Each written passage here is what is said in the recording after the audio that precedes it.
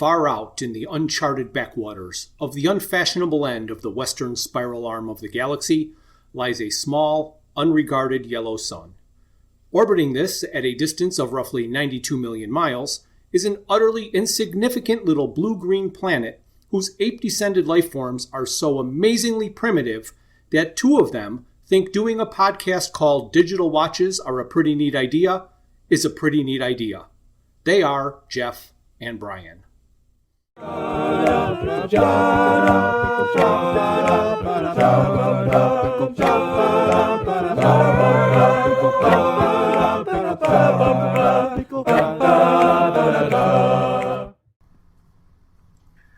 Hey, Jeff, how are you? Well, I'm doing great, Bryan. How are you? Well, Jeff, I think I'm hearing things. Hearing things? What are you hearing? Well, I've got this constant moaning in my head from this book. Oh, that's interesting, because I keep looking out the window and I see that my grass is always constantly mowed. Oh, yes, I see. The many moons of moan. Oh, yes. Well, here we are. This is part 2 of And Another Thing. Mm-hmm. We're just going to jump right in. You bet. With chapter 7. If you've not listened to the first episode, go ahead, listen to the previous episode of part 1. I can't promise you that it will clear anything up or make any sense.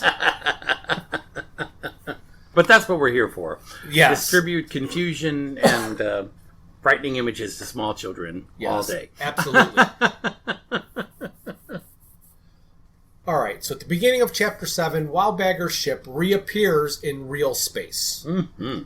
Random and Wildbagger continue to bicker at each other until Wildbagger can't take it anymore. And he tubes her. Absolutely. She gets imprisoned and sedated in an acrylic tube. Mm-hmm. And when the tube came down, it cut off the tip of her index finger. And Trillian seemed to be enraged, and Wildbagger felt that it was no big deal because he basically just threw it up into the air, the ship absorbed it, and it reattached onto her hand. So, amazing technology in that dark matter ship. Yes, evidently, what we didn't mention earlier is when Arthur got out of his shower and body optimizer, he could see again, he could hear again, he had no aches and pains. So it is sort of a all-in-one med lab or med bed that takes care of everything. And the odd part, of course, is that the fact that the ship is an antimatter ship and they are all made of matter, it doesn't explode. Right, yes. There's a thin barrier. Oh, I see. So all their medical barrier things, yeah. Right. Mm. Yeah, and on that ship, they were also told they couldn't even look outside because they can't even look at dark space. Right. Mm-hmm. So after Random gets tubed, Wildbagger and Trillian get into an argument that ends with them gazing into each other's eyes and leaning in for a kiss. At that moment, the sedation wore off of Random, and she regained consciousness in her tube and went berserk. Mm-hmm. Oh my gosh. And this is where they kind of explain that the amount a child is repulsed by the romantic interest of their parent it's like proportional. Like the more the parent likes a being, the more the child is going to dislike the being. That's correct. The step-parent phenomenon. Right. So while Random is in the tube, of course, Wildbagger discovers that she's got nicotine in her lungs and tar, etc. Right. So he asks Trillian if he should get rid of it, and she says, sure, why not? So then we jump to Asgard, and Zaphod is having difficulty with his balance being off because he's only got one head now. And he's only taking in half the air since left brain has been removed. Right. And the other thing is that he's lost the heels to his boots, which were made from silver. Right. Silver gathered from the silver-tongued devils. Right. Which he had to take many of to create the heels that got melted away on his boots. Yes. And I thought that was interesting. I guess is the best word I could use for that whole sequence with the silver-tongued devils. Yes. Right. So an out-of-breath, off-balance Zaphod is sent out over the bridge and dragons are sent after him. Mm-hmm. However, coincidentally, Zaphod uttered the passphrase and his boots bonged out the fail-safe bongo code as he ran to activate and fire the laser cannons. Mm-hmm. And the cannons shot some of the dragons. Right. I don't remember what that passphrase was. Do you remember what the passphrase was? No, I don't remember what it was. Compliments to the underbrazier. So as I mentioned, there was a passphrase and a bongo code that would release the laser cannons. Right. That would kill whatever was on the bridge, Mm-hmm. and they're going to lose some dragons. But there was only two ways, or there was a set of two things, the passphrase and the bongo code. The bongo code was Zaphod's gait with his heelless boots as he ran across the bridge exactly pounded out the bongo code. Correct. To me, that's okay, kind of funny. In the world of infinite improbability, I understand how that can happen. The password phrase was compliments to the underbrazier, which he just blurted out for no reason, and the excuse was because it seemed appropriate. But nothing before that would make you think he would yell that. Right, and it's somewhere in the story here, where, earlier I think, where they mentioned that Zaphod has ADHD or some version of it, you know, and he doesn't ever remember the combination of letters, so he goes to his doctor and tells his doctor that he has DDH or something like that, and so his doctor prescribes him some hemorrhoid medication because that's double dose hemorrhoids is the DDH. Oh, yeah. And Zaphod eventually had to stop taking the medication because he couldn't keep it down. Right. So, I mean, we don't want to downplay this book too much. There are some funny scenes in the book. That to me was one of them. Yes, but there's too much in the book that makes you wait to get there. Yeah. And you get taken out of it, and you're, why does he mean this, or how did this possibly happen? Right, and you had mentioned even before where his continuing use of the phrase "porm wrangler," and here he uses "porm wrangler" or "porm wranglers" as a verb. Right. Whereas earlier in the book he used it as a noun. Right. So we're not sure. And they never define, I mean, we make assumptions based on the context, but they don't define what that is or what that means. No. And for those of you listening, it's PORM. Right. WRANGLER. Right. Porm Wrangler. Right. So again, he's attempting to be funny by coming close to something that doesn't mean anything. Yes, changing one letter when phonetically, when you're listening to it like I did, you can't really discern a difference. Right, exactly. So anyway, Zaphod is running across the Rainbow Bridge, and the cannons are firing at the dragons, and Zaphod was just about to the wall when he was caught by Heimdall. Mm-hmm. And then you think, well, that's it for him. How could he possibly get out of that? And then Zaphod remembered that Thor, on a drunken night, decided to tell him about the gods and that they have these monikers. Secret names. And if you know their secret name and say their secret name, they have to be nice to you. Correct. It's one of those things where if you phrase a question 3 times, then they're forced to answer it. Of course. Oh, no, wait a minute. That's a new set of questions, so it doesn't count. And that scene is actually done pretty well in the Austin Powers movie. Right. Who sent you? You'll have to kill me. Who sent you? Kiss my ass, Powers. Who sent you? Dr. Evil. That was easy. That was easy. Why did you tell us? I can't stand to be asked the same question 3 times. It just irritates me. Where's Dr. Evil's secret volcano lair? I spit at the question. Do I really have to ask you 2 more times? Go to hell, Powers. Fine. Where is Dr. Evil's secret volcano lair? I will take it to the grave with me. Aha! You have to answer. He asked you 3 times. No.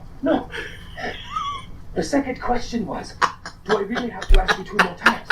So that would be the first question in a new line of questioning and wouldn't count in the other line of questioning. He's right. Anyway. Okay, where were we? So, yes, where were we?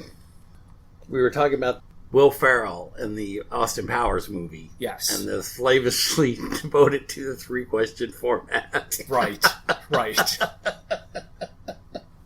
Oh my gosh. So in the same way that Heimdall had to do everything that Zaphod wanted after he called him Bent Stick. Right. Bent Stick. No. Zaphod was let in, and he was told where to find Thor. Mm-hmm. Right before we get to Chapter 8, Okay. Wowbanger and Trillian have a conversation. Okay. And there's a little reference to a comment that Wowbanger says, "Oh, that's right, you humans like to make fun of your lineage. What are you going to call me, cheeky monkey?" Right. Right. I thought that was a pretty good line. Right.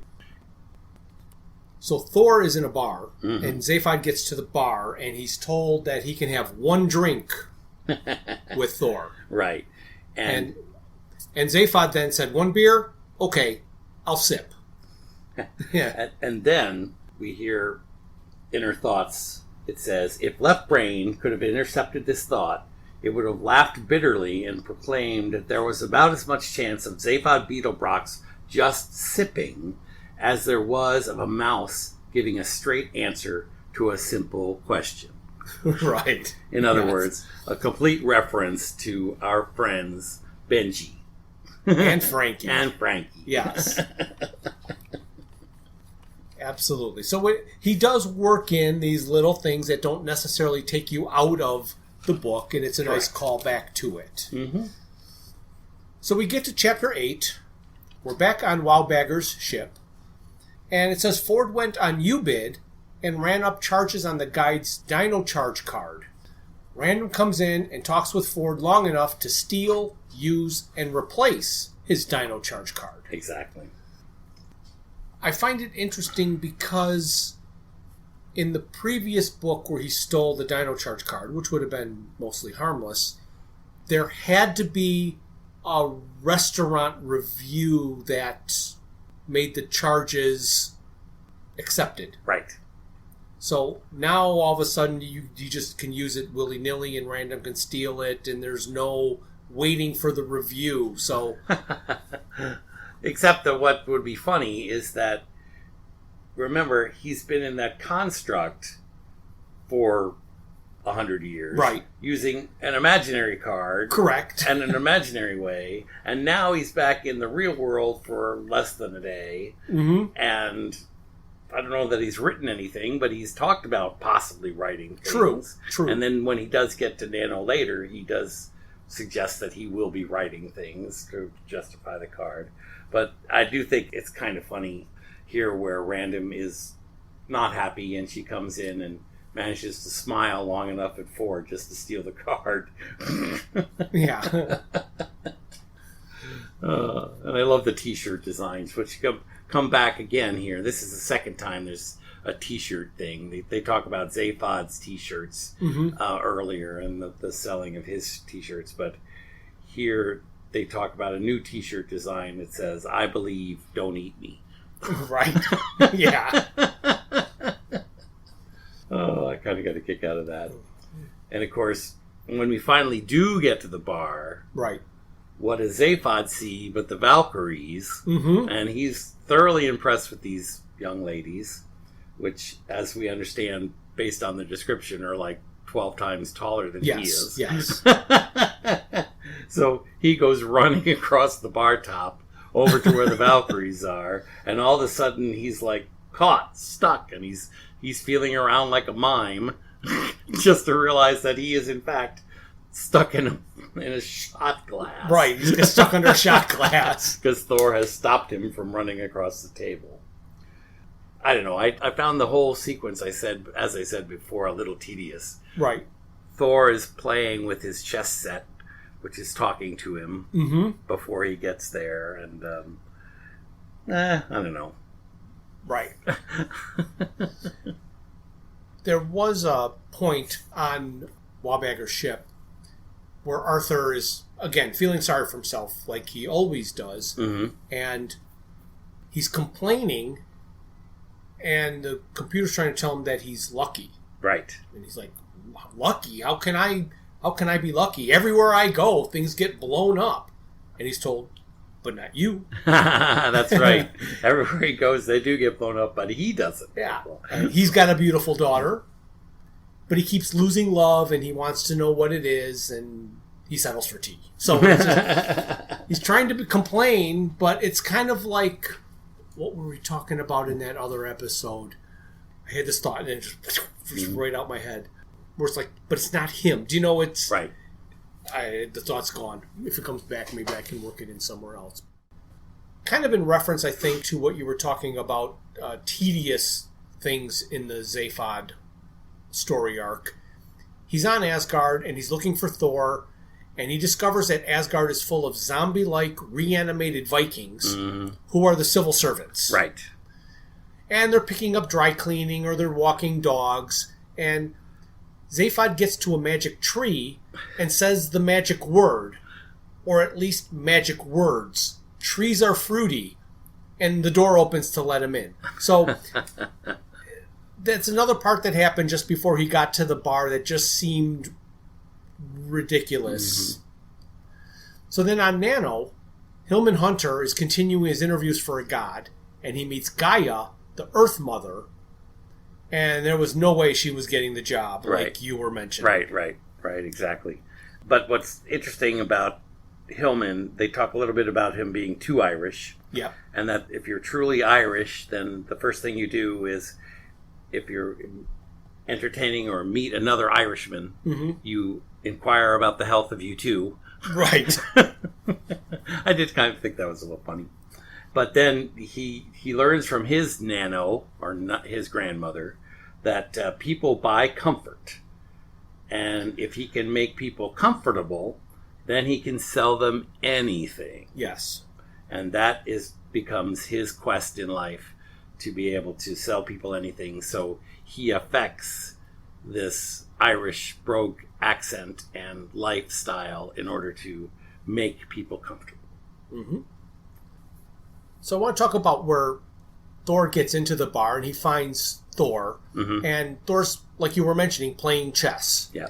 And Thor threw his hammer at Zaphod, and it just stops an inch from Zaphod's face. And then it basically hurted him and backed him up against a wall, because Thor does not want anything to do with Zaphod because of a previous incident. So the chess set offered to kill Zaphod, and that tells me that my question about Millie Ways before was probably because Thor killed him if he went over there. So maybe that's why Zaphod didn't... Yeah, I guess so. I mean, we have to assume that, because what we haven't talked about is what happened. We don't know really the story. But there is this really, really bad joke that is written as a really, really bad joke that you're like...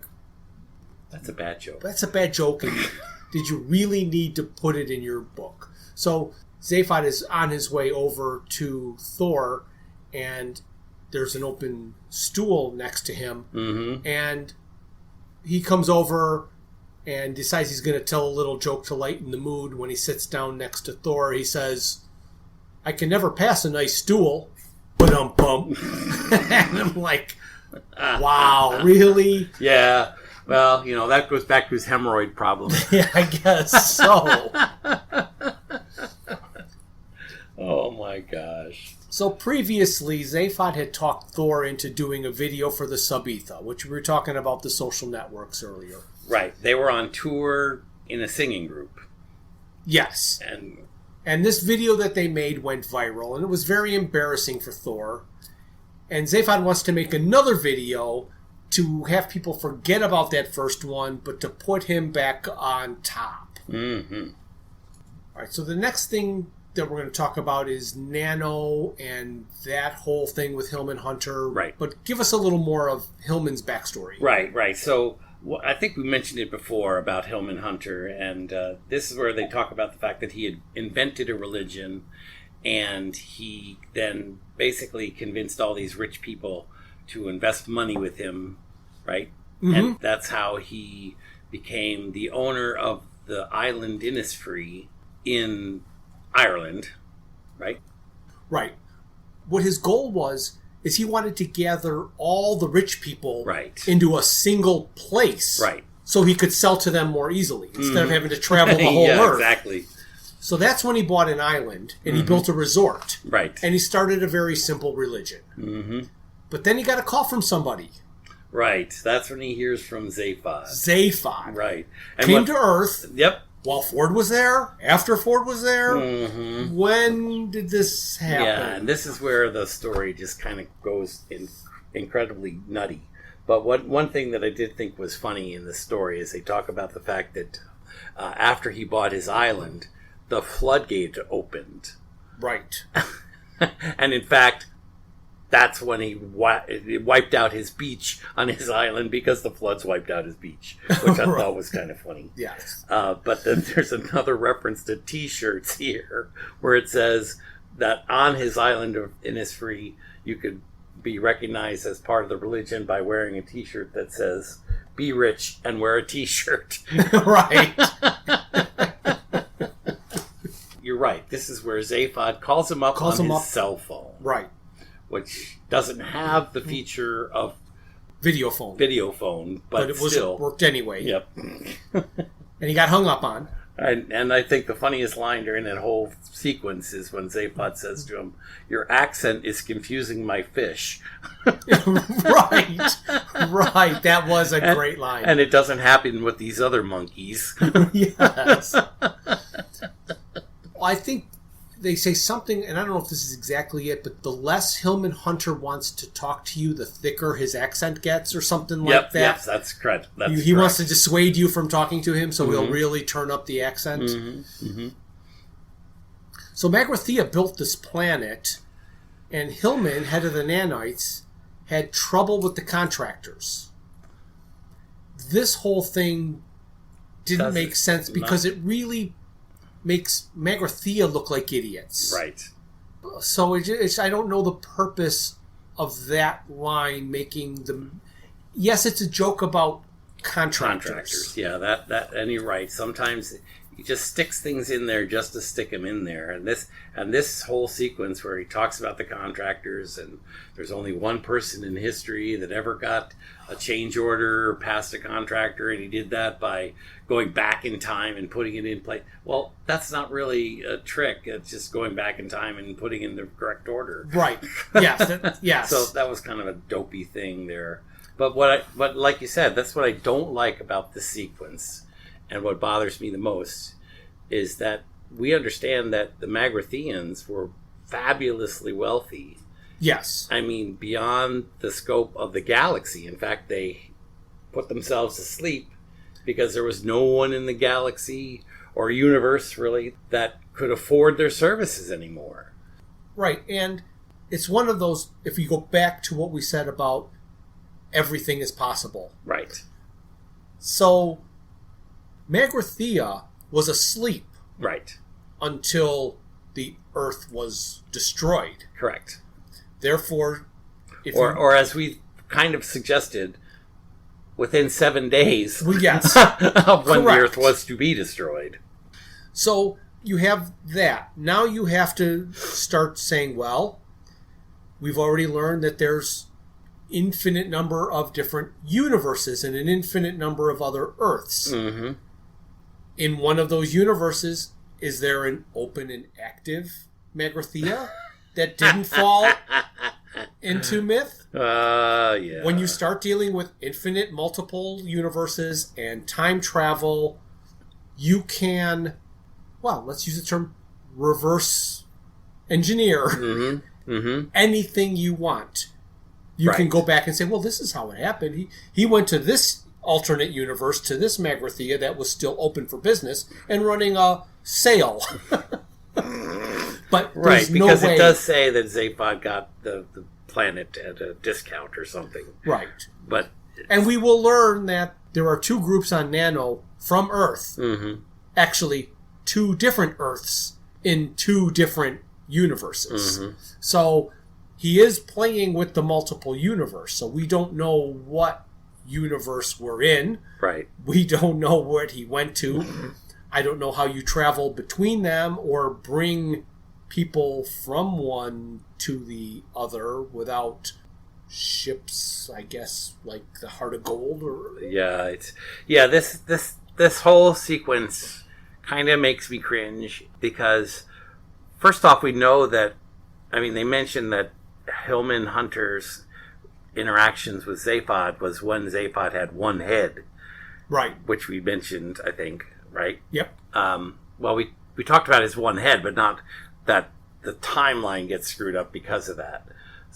Because Hillman's on the phone with Zaphod. Zaphod's got one head, so we know it's after he had his head removed. So, but the sequence that we understand time-wise is the construct literally lasts micro minutes or whatever. And so in the timeline of Zaphod's life, minutes should have passed. Right. But he's gone to Magrathea. He's bought a planet. He's gone back to Earth. He's moved multiple a whole bunch Earths. of pieces. Right. In the past. Yeah.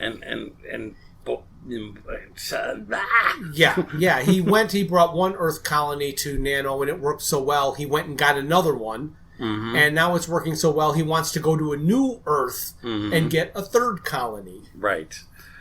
When I first heard the idea that Zaphod went to the Earth and picked up a colony of people, it kind of worked for me a little bit because it was suggested in the book that Zaphod had visited Earth when Ford was there. And Ford was there for how many years? Like 7 years? 15. 15 years. Yes. So it kind of worked, but it didn't because Zaphod would have had 2 heads back then. Yeah. So, Well, how about this to add to the confusion and the problems? So let's just say you were Zaphod and you did sell this planet to this gentleman to have his colony so he could start his religion and sell things to people. Zaphod brought more people. It's his planet. He probably even sold that planet to the other group. Right.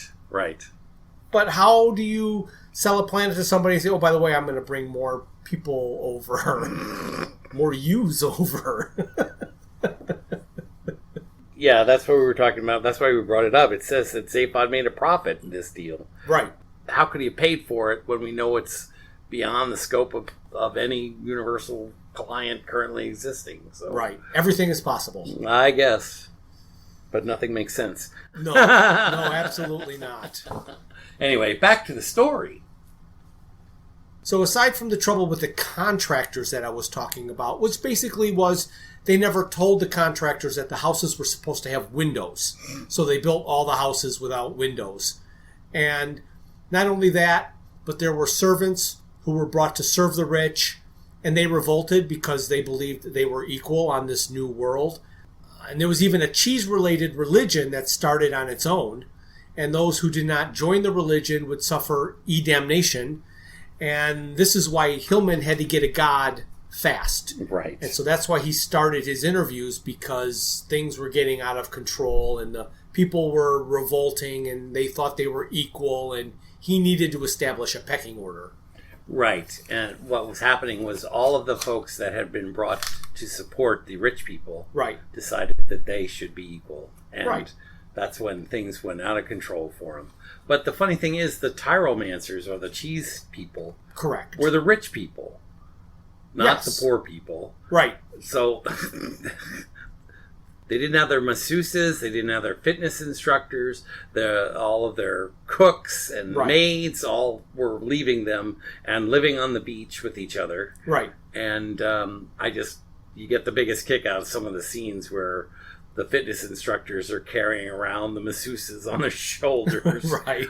The one scene, and I still can't quite figure this out, they describe the fitness instructor carrying a bicycle in one arm and a fitness instructor, and a masseuse on the shoulder of the other arm. Right. And then Arthur or somebody says, well, why are you doing that? And they're like, why do you care? Yeah. Yeah, it was. What the hell? Right. Anyway, a little out of sequence, but so is the story. So a name that bugged me, I don't know why, is coming up right now, and that was the person who started the cheese religion. The Tyromancers. Yeah, the leader of the Tyromancers is Acide Preflux, which I'm going to say is a very Douglas Adams type of name because it does sound just like acid reflux, but there is nothing in there that isn't. He just put a P in front of reflux. He didn't change it. If it was Douglas Adams, it wouldn't be ASEEDPREFLUX. Right. It would be FLUCKS or something like that. Yes, exactly. You need to change it a little more, but that's closer than the other ones. At one point, they introduce the character Buff Orpington. Okay, yes. And they, and Owen here makes a joke, basically, about the Prosser character. Okay. He says that Buff Orpington was a Viking warrior in his ancient past. Right. So blah, blah, blah. So like Prosser. It's a direct ripoff. Correct. Okay. Rip-off is a good word. And that's what I thought. I really kind of felt like that was a ripoff. That was not an homage to... Right. Yeah. Right. But then right there, in that sequence of event, one of the characters says, "Listen to that din. Odin."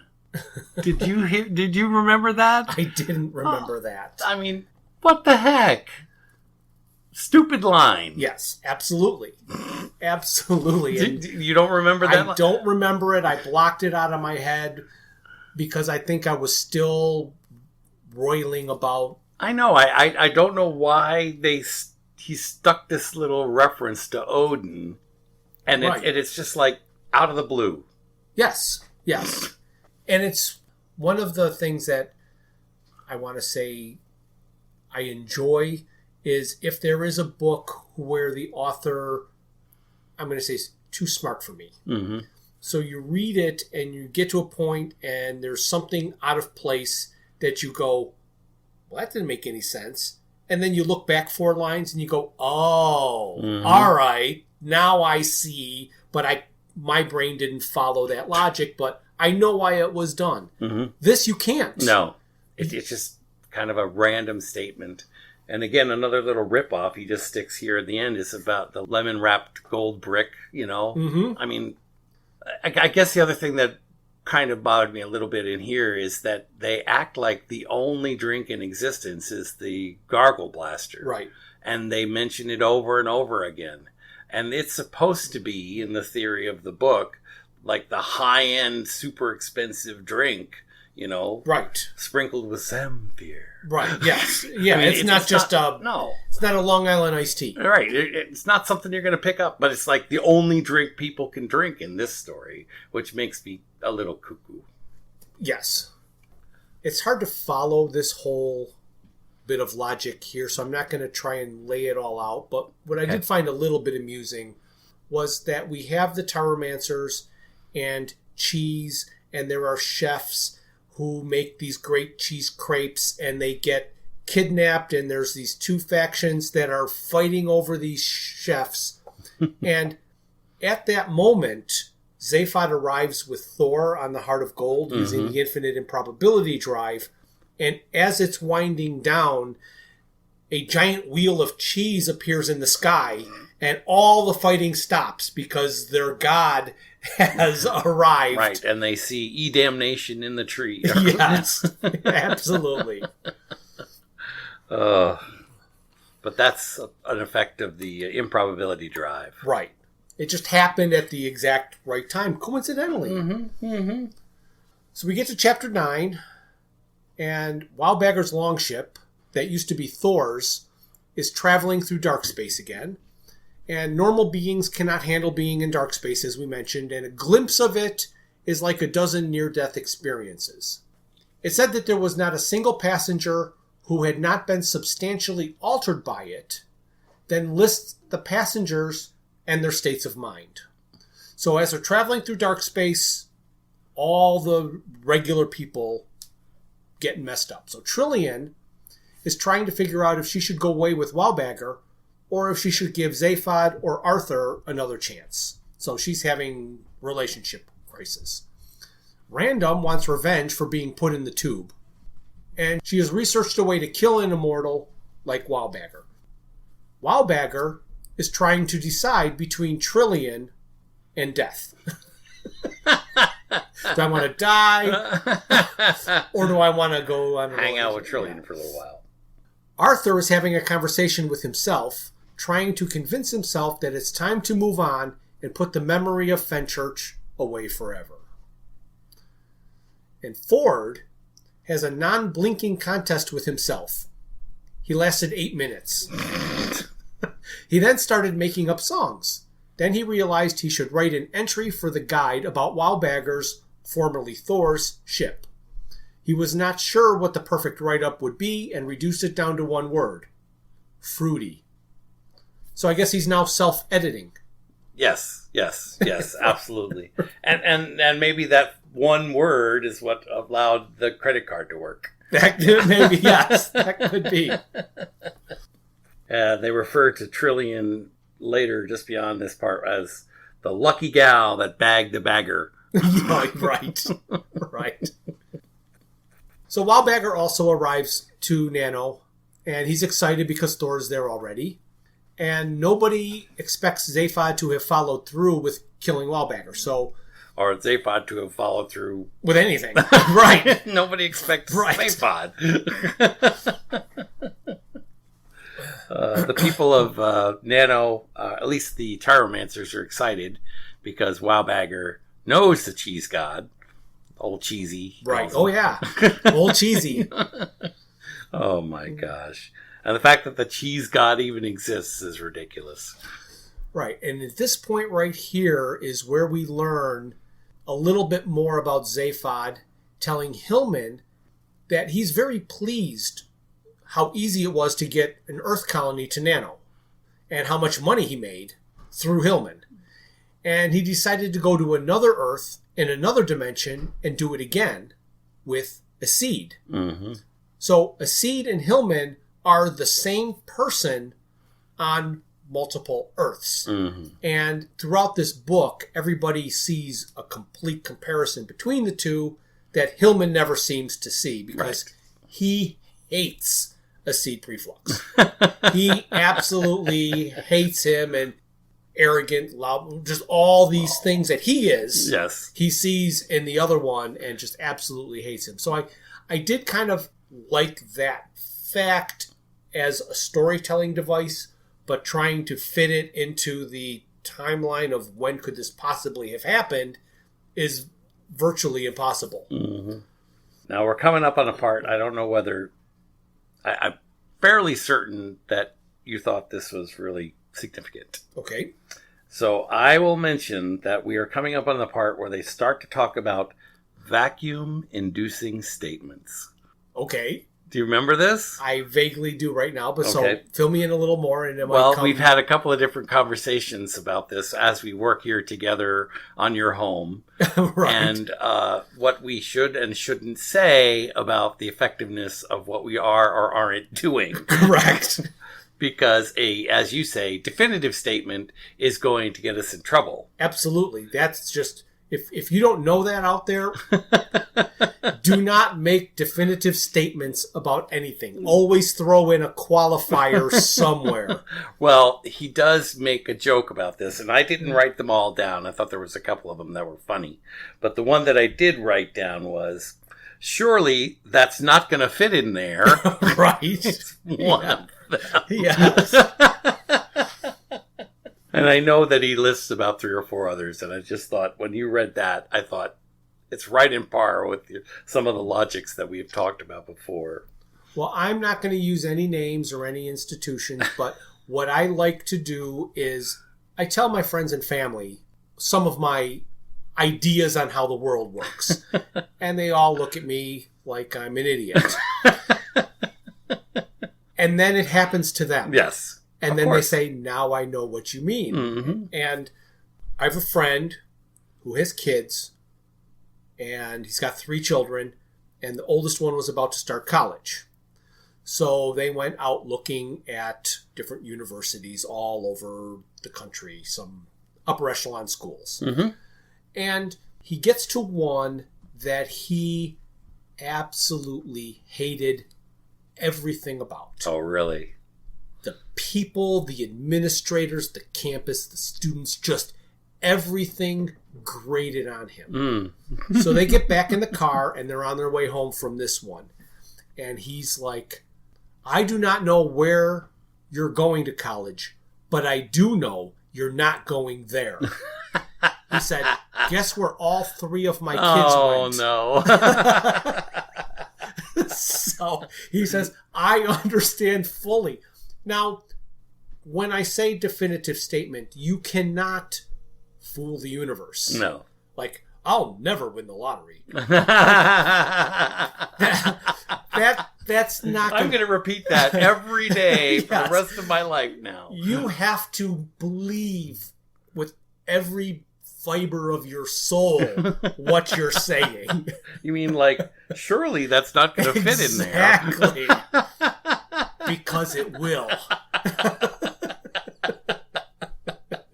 Oh my gosh. But I thought when you read that part, you would have flagged that immediately. Yes. Yes. Yeah. I don't know if I wrote anything in my notes, but I definitely remember that now.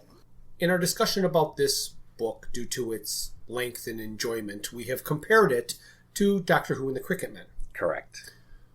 Well, when Wildbagger's longship, that formerly belonged to Thor, the name always escapes my head, and unless it's sitting in front of my face, I'll never remember it. Yep.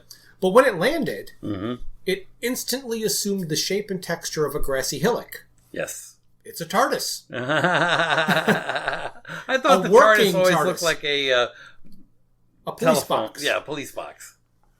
It does, because his is broken. Okay. It has a chameleon circuit that is supposed to blend in with its surroundings, but the last place it was on Earth, and the circuit broke. Oh. And so it's stuck in the police box thing, but it's supposed to change shape and just blend in wherever it goes. So the field where they landed, and it turned into grassy hillock, it's full of the same cows that are served at the restaurant at the end of the universe. That's correct. They're sentient and they want to be eaten. They also hate pigs. Oh, yes. Did you want to talk about the poodle-tink birds? Because I don't want to talk about the poodle-tink birds. The word or words poodle-tink birds does not appear in my notes anywhere. They're obviously flamingos, but why we have to be tortured with continuous and incessant conversation that flamingos might have, I have no idea. I don't either. And there's too much to talk about already without talking about poodle-tink birds. Ridiculous. That's what I wrote. Yeah. Something that was a little bit amusing about the Tyromancers and the cheese religion and E-damnation is when Wildbagger landed and he met them, he was excited because Wildbagger knows the cheese, as you had mentioned. And Wildbagger said the cheese is not as big of a deal as they think. And he was overly amused by all of their rituals. He thought E-damnation was the funniest thing. And making the triangular sign of the cheese, where everybody would hold their hands up in a triangle. It's the sign of the cheese. So, I don't know. I find it funny when you write something ridiculous and then you write in the book about somebody making fun of what you wrote that was ridiculous, but it's way after you started writing how ridiculous it was. So did you plan on making fun of it, or as you got through the story, you all of a sudden realized how ridiculous it was and just decided to make it ridiculous? I don't know, but I liked when he made fun of it, but I don't like that it even existed in the first place. Oh, man. Oh, I have a guide note. Sorry, folks. Oh, no, not another guide This is note, the very Jeff. end. There is a theory postulated by Schick Brithius, the controversial bone doctor from Pre-Telepathy Kekrafun Kappa, which states that the universe is built on uncertainty and that a definitive statement action creates a momentary energy vacuum into which flows a diametrically opposing statement action. So, yes, I did absolutely have that written down. Chapter 10. Is that where we find some moving targets? I guess so. We've already talked about the cows. Flashing lights. Oh, man, you were talking about the misogynistic nature of this book. This is where it's overly relevant or prominent. Prominent's a good word. Anyway, Thor and Wildbagger arrive to opposite ends of a scorched field for this showdown because Wildbagger wants to die. Zaphod promised he could kill him. Zaphod knows Thor, brought Thor there. This is it. This is where Thor's going to kill Wildbagger. It's going to be put on the Sabitha. It's going to go viral, and Thor's going to be back on top. Right. And it's always funny because, I mean, at least Eoin tries to be consistent, because no matter what Zaphod is doing next in the story, he's already forgotten about what he was doing 10 minutes ago. Yes, right. So even though he's followed through with his threat promise, he's every time he gets to the next place, he's forgotten why he was threatening or promising to do anything. Yes, absolutely.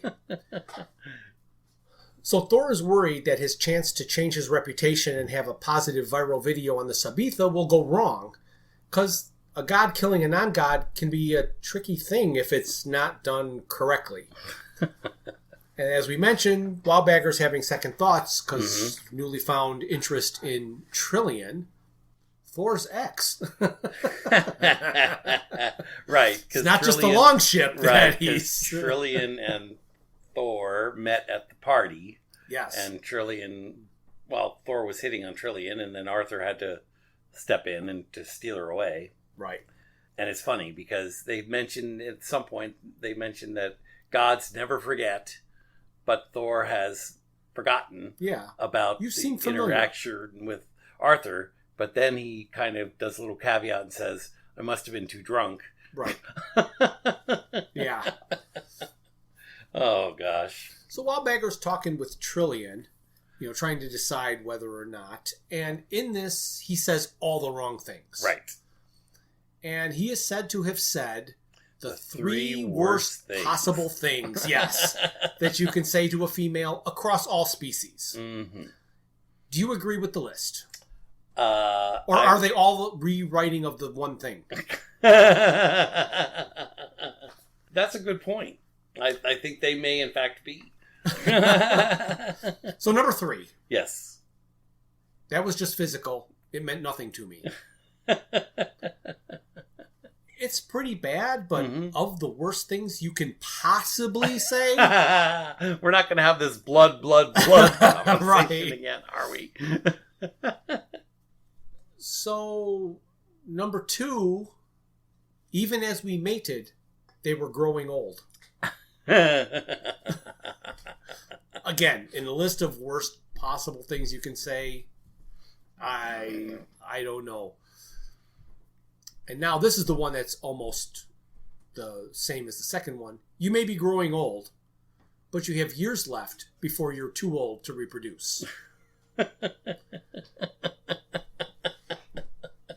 Not a good thing to say, but I'm not even stretching my imagination, and I got a dozen worse possible things. Yep. Oh my gosh. So at this point, we're about to have the showdown between Wildbagger and Thor. Okay, yes. And Zaphod and Ford get back together. Zaphod and Ford were standing together reminiscing. Arthur came up to tell them that the Vogons were on the way. Mm-hmm. During their reunion, they enjoy one of those sea dragon egg drinks. Right. Which blows their mind. So they finally have a different drink to drink. But of course, getting these sea dragon eggs is something very difficult to do, and Wildbagger just happens to have a small supply. Of course, on he hand. does. Yeah. Oh gosh, this is where the fight begins, right? Is that what you got? Yep. It was a staged fight, and Wildbagger sent it off script because he just started throwing insults at Thor, and Thor got mad and pummeled him with a single blow. And up and over, I believe, is what he said. And over, yes. And drove him 50 feet into the ground, just like our friend Marvin. Yes, when he fell out of the cup. That's right, fell out of the cup. That was in the radio show. But it is funny, because the cup is actually mentioned. Or not the cup, right? The statue. The statue is mentioned, yes. Mentioned in this book, which is interesting, because, of course, I think we mentioned earlier that there's some radio show references in this book which don't appear in any of the series of books themselves. Correct. Including the very beginning, where the radio show talks about the going to the restaurant at the end of the universe with their Babel fish. Right. Which we mentioned before. Yes, we did. So anyway, Wildbagger, being an immortal, did not die from this pummeling and being sent 50 feet into the ground with Thor's hammer, because Thor can still hear a heartbeat or sense brainwaves or something. And this is where we were talking about that the U-Bid's final delivery happened and Random got her package. Right. It's interesting in this. I mean, it's kind of fun as a contextual thing, where U-Bid, the company, has been disbanded. Right. But Random actually bought these rubber bands. Correct. From the accident that occurred where Wildbagger became an immortal. So supposedly, if this rubber band is part of the... If an artifact that made the immortal... is involved with the immortal's death, that it could possibly happen. Right. So she buys these rubber bands from a priest at the Wildbagger religion school. Because those would be something that you would want to just sell to somebody. Yes, exactly. And it was way back in ancient history, right? That the priest was alive, and the rubber bands were available, and so the U-Bid vehicle has been traveling for generations and generations, and the individuals on the U-Bid ship have maintained and cobbled it together and have been given this delivery as their final act for how many ever generations, we have no idea. Right. But this is their final act of delivery, where a small robot arm extends out from the ship all the way to Random, takes a sample of her DNA, and hands her the bag with rubber bands in it. Yes. And she gives the rubber bands to Thor and says, "Put these on your hammer." And he's like, "Nothing goes on my hammer." Right.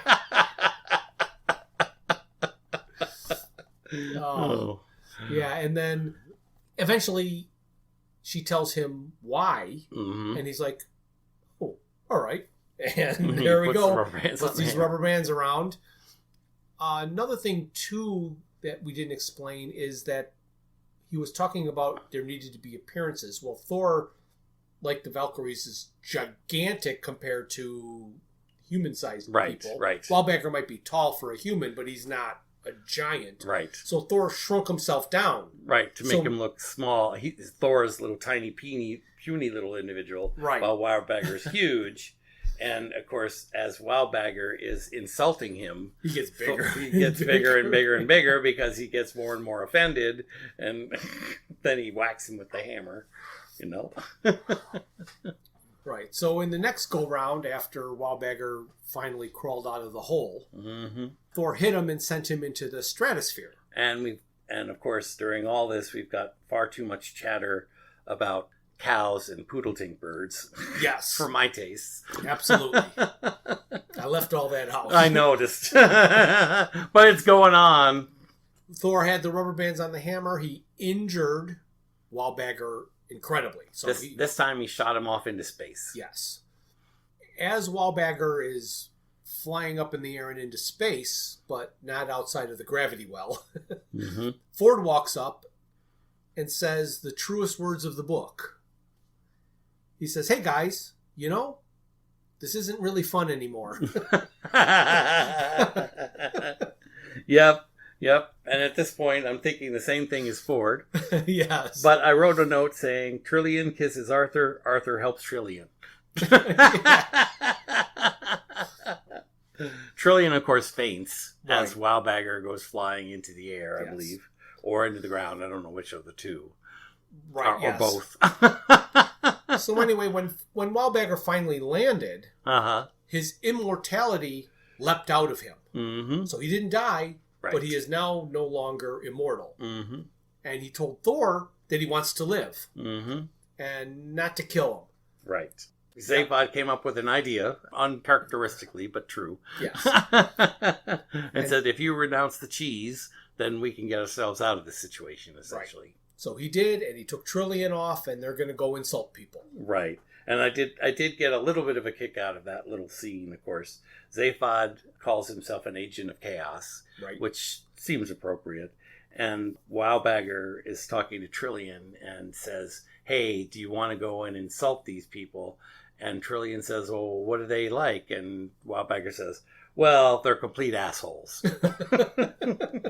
Just like the Arthur insult, which, as you remember in the story, Arthur wakes up every morning in his cave screaming. That's right. We learn here that it's because he is haunted by Wildbagger's insult. Correct. So now we're to chapter 11. Yay, chapter 11! And Jeltz is with his son, Moan, and they are on their way to eradicate the Earthlings on Nano. Mm-hmm. So Hillman Hunter brought the God contract to Thor and Zaphod, and Zaphod noticed that there was a protection clause that got penciled in at the bottom. Mm-hmm. And it merely says that the presiding god, Thor in this case, is responsible for protecting the planet from alien attack. You know, big lasers or nukes or the like. So it seems Hillman knew. Well, Hillman had been talking to Arthur. Oh, true. True. Yeah, and Arthur had explained to him that the Vogons' threat was imminent. Right. But they thought it was going to be a ways away. Right. Well, Zaphod was saying, hey, it's so far. Zaphod figured that, but then they do make a pretty kind of a funny little joke about that. Zaphod literally says, well, in my calculations, it'll be so many years or so, decades before they get here. And then Ford kind of laughs to himself and understands that the man can't count, let alone calculate anything. So he has no faith that he's got an estimation of when the Vogons are actually going to be there. But the Vogons show up. Yes. And this is a real struggle. I mean, it's a lot of tension between a father and a son who are growing apart. I mean, it should have been gripping, but the way it's done isn't, because they still try and throw comedy in there somehow. It's kind of weird, and it's the Vogons, and it's hard to have compassion about Vogons, even if it's the first one to evolve. With the Barbie mirror. Yeah. So Jeltz is about to fire his beams onto Nano, and Moan says, stop! And that's when you were talking about poetry punishment. Yes, poetry punishment.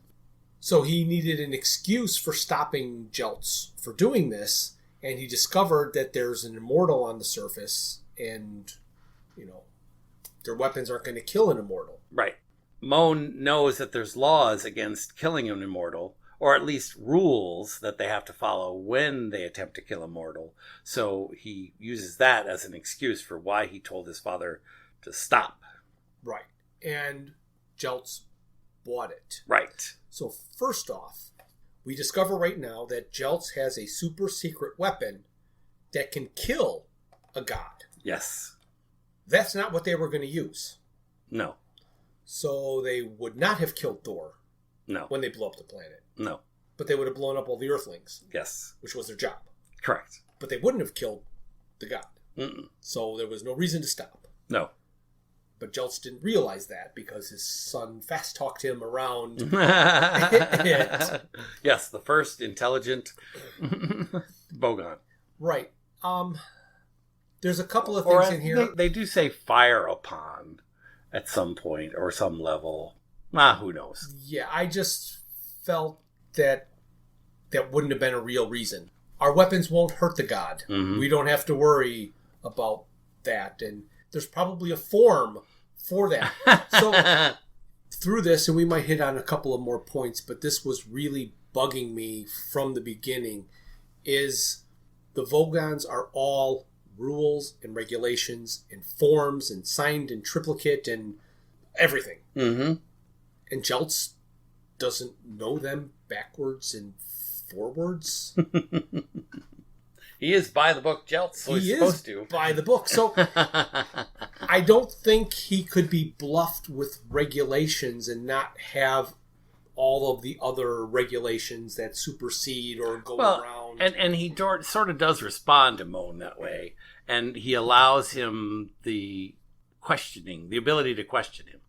He says, okay, but he's an aggressor. And okay, but, these are the reasons why I can circumvent the regulations. Right.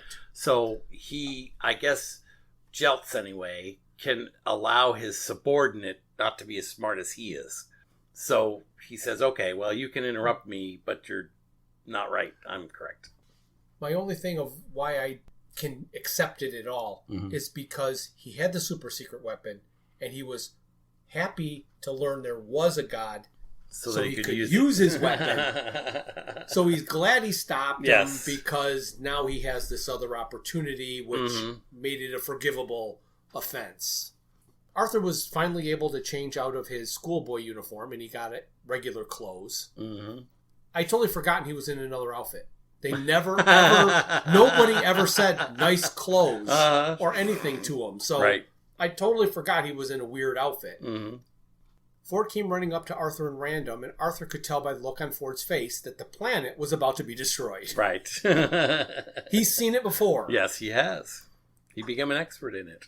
So Ford was able to discover the Vogons on the Subetha Imager on his copy of the guide, which is kind of a weird... Right. That never happened No, before. because there were three different devices. He had the thumb, right, the guide, and I think it was the thumb that had the ability to detect ships. Yes. And they don't mention that here. The thumb was the method that they called for a ride, and then it wasn't the guide that it was.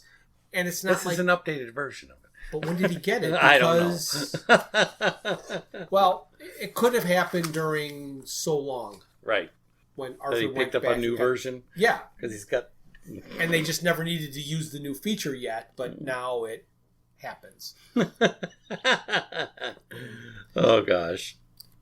So Ford running caused this guide note. The general limit of Ford Prefect's exertion was hunting for the last clipper clam in the bucket and yanking it from its shell with clam tweezers. The most exercise Ford had ever done was when he had attained an ultimate supremo rating in the offensive art of Wang Do during a sojourn in the Hunian Hills Resort. Unfortunately, Hunian Hills is a mind surfing resort, so Ford had only done this exercise in his head, a fact that became painfully clear when he initiated a bar fight on Jaglin Beta with 5 journals from the gadget periodical Big Knobs. Ford walked prehistoric Earth from England to Norway and back.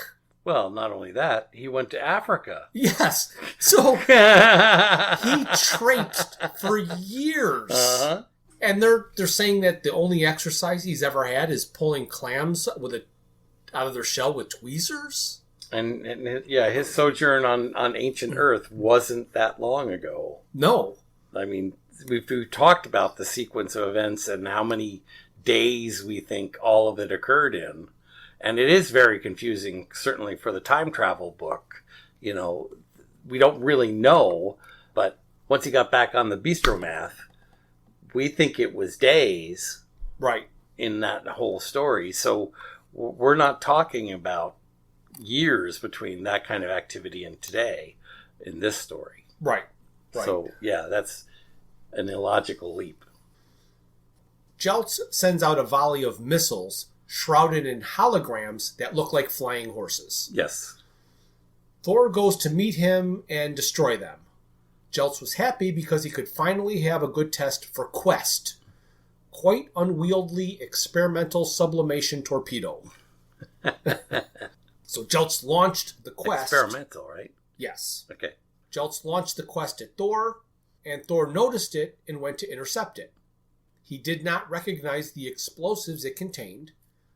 Here they put in this little line. It says, Thor remembered something that Zaphod had said, and then he wondered. And then at that moment, that bomb went off, and it seemed to encase Thor in a green cube. And then the green cube split up in a bunch of different cubes, and then they broke open, and like dust rained. So in everybody's mind, Thor was gone. Right. Except for his helmet, which fell off of him, and Zaphod caught on his head. Mm-hmm. Which was really difficult because until a short time ago, he used to have two heads. So he's darting around and bouncing up and down and yelling out souvenir, and you know, it's a goofy scene. And I know it's a helmet, mm-hmm. and I know it goes on your head. Mm-hmm. Why did he feel the need to catch it on his head? Because he's Zaphod, and it's... Again, to think about and try and manufacture a reason that's not stated in the book, as it was falling, it was sizing itself for Zaphod's head. Right. So the fact that it was going towards a head was making it get smaller to fit on the head, but if it was trying to catch it in his hands, it wasn't going for his head, so it would have stayed gigantic. You know, I don't know if the helmet can tell intent or whatever, but that's... Well, they do make a point in this story. They talk about Thor out in space using his hammer to destroy all the missiles. Mm-hmm. And they say, younger gods would have used the automatic targeting sequence. And they talk about the hammer is a piece of technology, right? Not what the stories of what the hammer supposedly is. That it's got tracking technologies and communication abilities and all of that kind of thing. And it does mention prior to that the helmet shrinks and enlarges as Thor does. So but one of the things I thought was kind of funny is as Thor is getting ready to leave the planet and go up and battle the missiles, he's switching back and forth between what song he wants played. Right. Yes. Yeah. As he's battling them. And he's concerned that it appears good on the Tri-D and sub-Ethernet sensations. And he chooses the song You Want to Get Hammered. Yes. as his song to destroy these missiles with. And of course, everything's being recorded. Right. And then there's a point in there where Arthur facetiously asks Ford if he had a bomb-proof towel. Mm-hmm. And Ford answered him in sarcasm. And Arthur was impressed. He's like, you're learning. Hey, you use sarcasm. You know what was funny, though? I tell me if you think I'm wrong, but I'm not sure. At one point, Ford is on the ship, a Tangier or whatever they call it in the ship, and he orders jelly. Remember the jelly with garlic? Okay. Remember that big, huge order of jelly with garlic? And the way they describe the bomb, and in a previous conversation, he talks to Zaphod about the jelly, the jelly experience, that the Quest is a bomb that Zaphod sold. Correct. To the Vogons. The Vogons. Right. So I'm wondering, is this huge cube that they describe, is it just jelly? Jelly? Well, he had 300 gallons of it. Yes. Yes. Bounce-o jelly. Bounce-o jelly. Yes. I'm thinking that this bounce-o jelly is what this bomb actually is made to do. Creates this huge cube of bounce-o jelly. Could be. And then divides up into these smaller pieces. Because Zaphod has no fear of this arrangement situation. Because he believes that he's sold these stupid Vogons a worthless bomb. Right. Which he has. But even Jeltz, after he's destroyed Thor with it, is so excited about the result that he's like, order more! Yeah, right.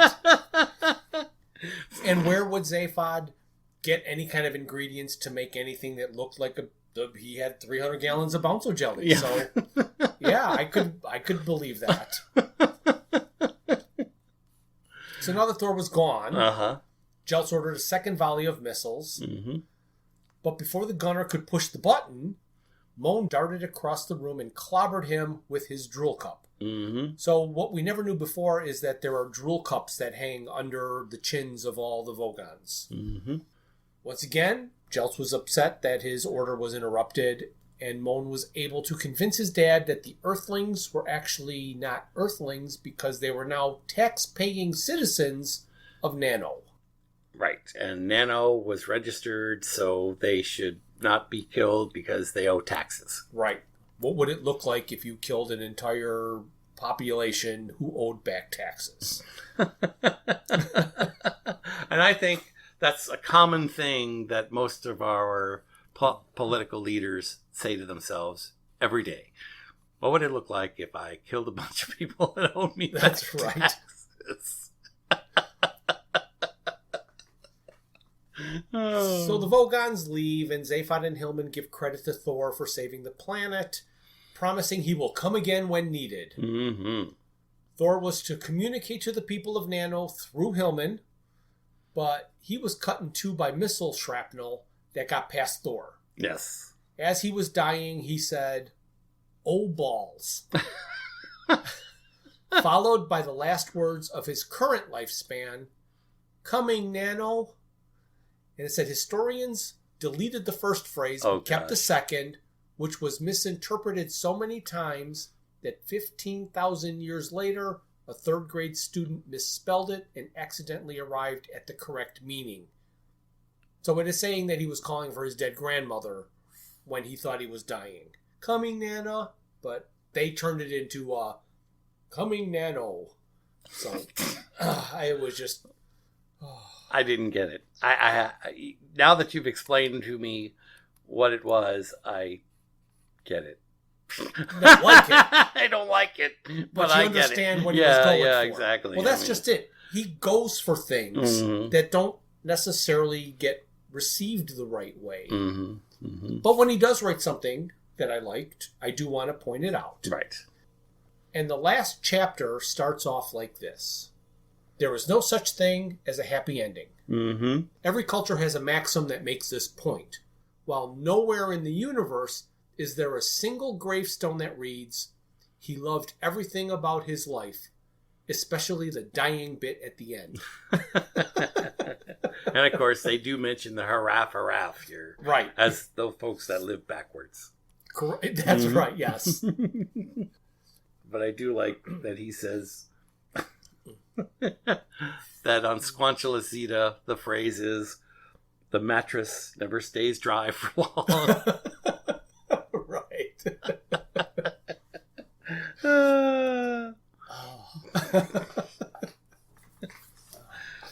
So, a new feature of the Heart of Gold. Hillman was brought back to the Heart of Gold, and in the meta ward, he was revived. Everyone had been a whole lot more willing to accept that he was Thor's representative on Nano because he came back from the dead. However, he now has goat legs. Well, as we learn, Zaphod takes him onto the Heart of Gold and puts him into the med bay, and the only pair of legs he can find are goat legs. Right. And who knows why. But Thor favored goats. Yep. So, people are taking it as a sign. Mm-hmm. Mm-hmm. And I do love the line here, what they say that, well, that's the thing about BS.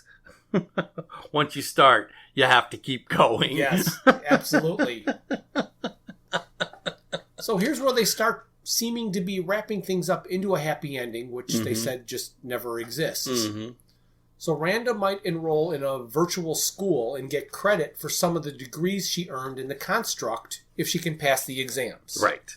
So if she can remember her 100 years of living going through all of these colleges, she should be brilliant and should be able to pass all of these exams. She's going to be an assistant for Hillman Hunter and help him rule Nano. And Arthur plans to stay on Nano with her. Zaphod is leaving on his own. Ford reminded him that Arthur is staying on Nano, so sooner or later, someone will try to blow it up.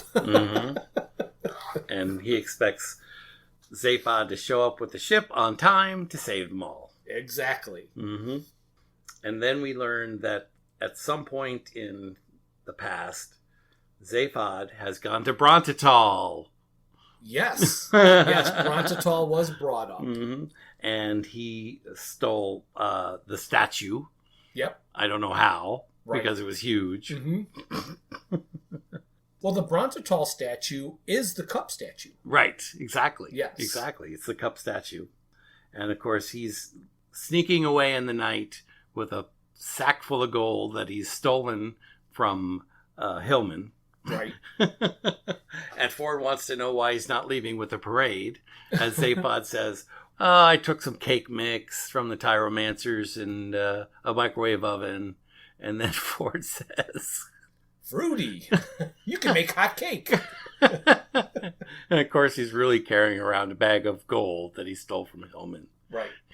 The clanking bag. It says that when Zaphod gets onto the Heart of Gold, he had reprogrammed all the doors to complement him. And then he got a message from Thor. Right.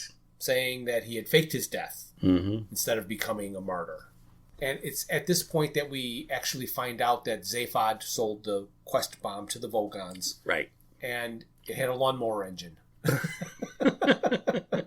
So it truly was Moan. Oh, yes. So Zaphod wants to restart his campaign to regain his presidency. However, he needs to have his felony record reduced from first degree to second degree.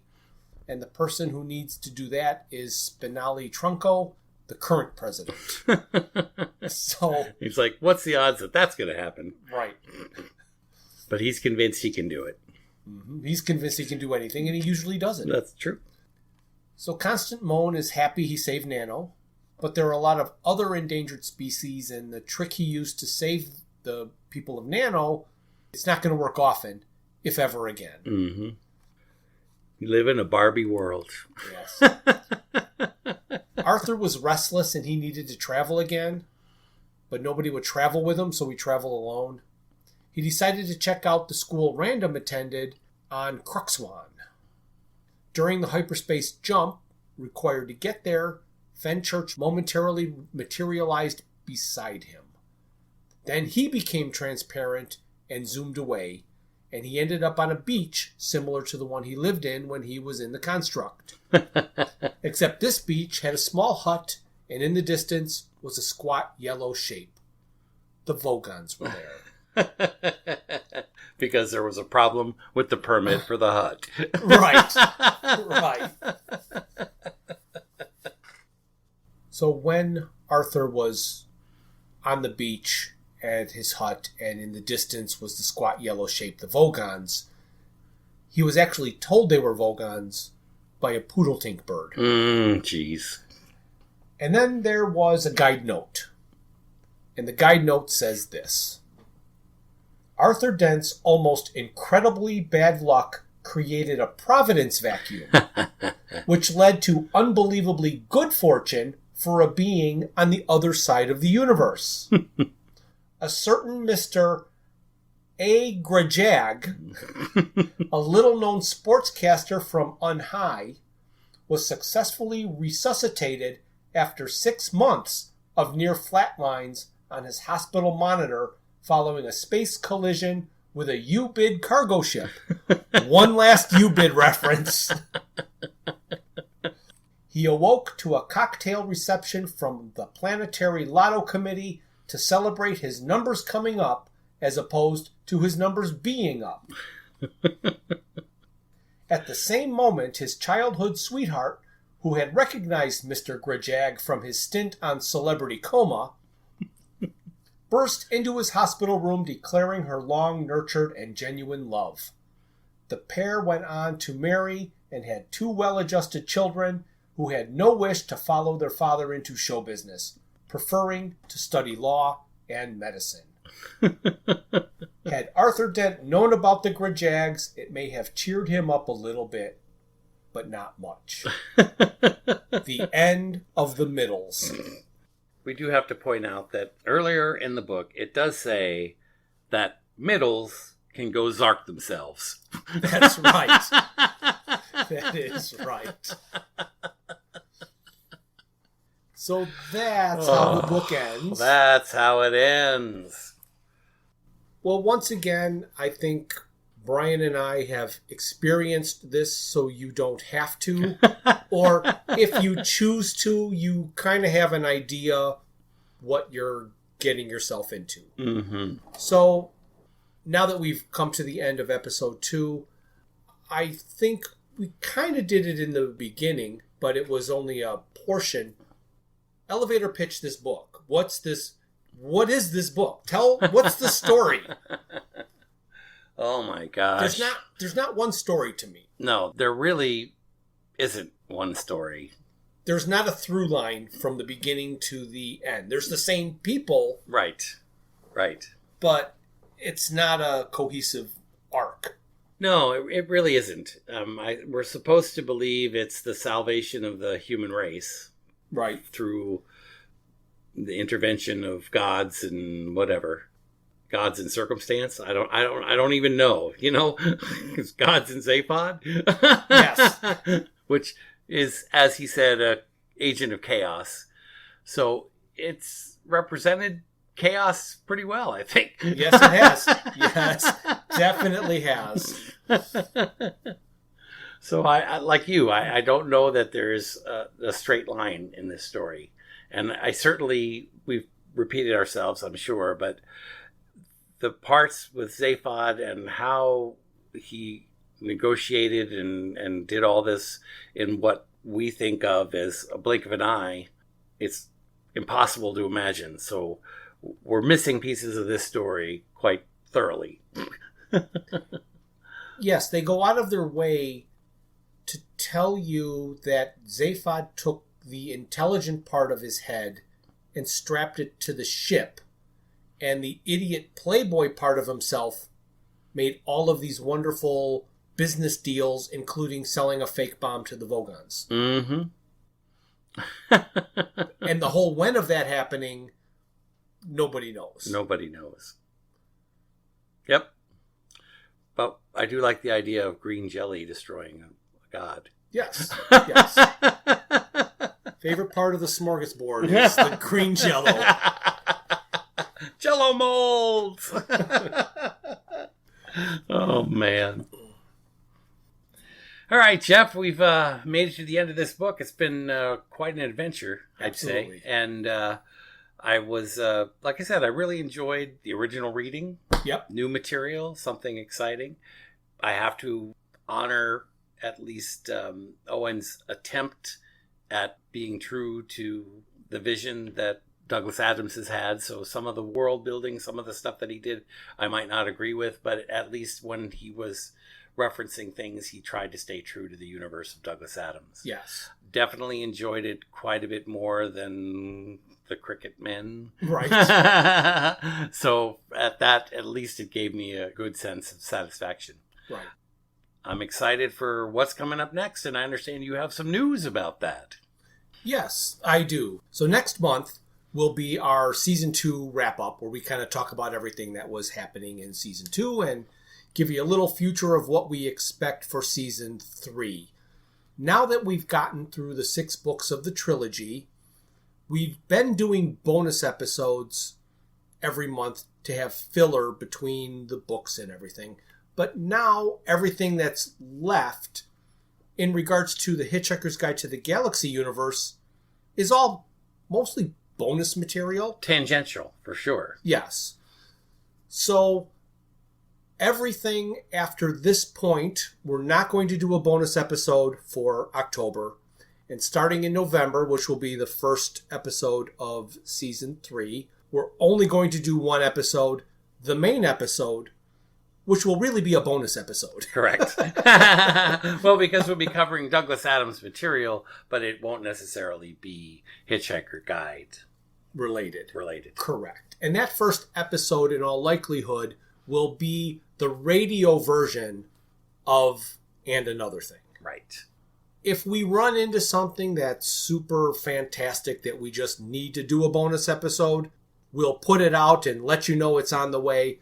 But we're going to relegate ourselves to one episode per month rather than the 2 and sometimes 3 that we have done lately. Well, I think it's been a great ride, and I really do appreciate all the things that we've done together. Absolutely. And I'm looking forward to what we have coming up. So I think it's about time to say goodbye, Jeff. I think all I want to say about saying goodbye is I don't want the middles to end. I like middles. They don't suck? No, they don't. They don't.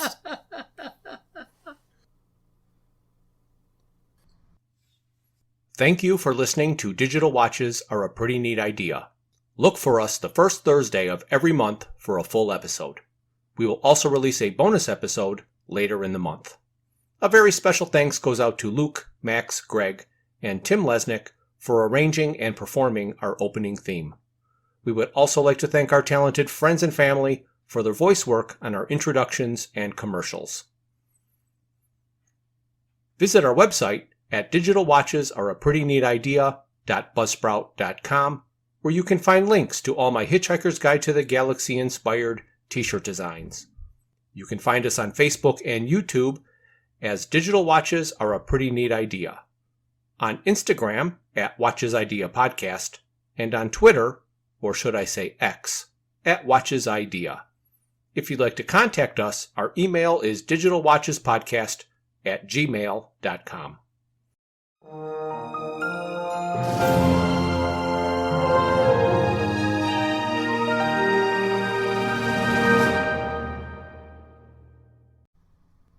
Zaphod's like, "It's Beeblebrox," shouted the frustrated galactic president. "You may not realize this, but every time you mispronounce my name, I feel bad.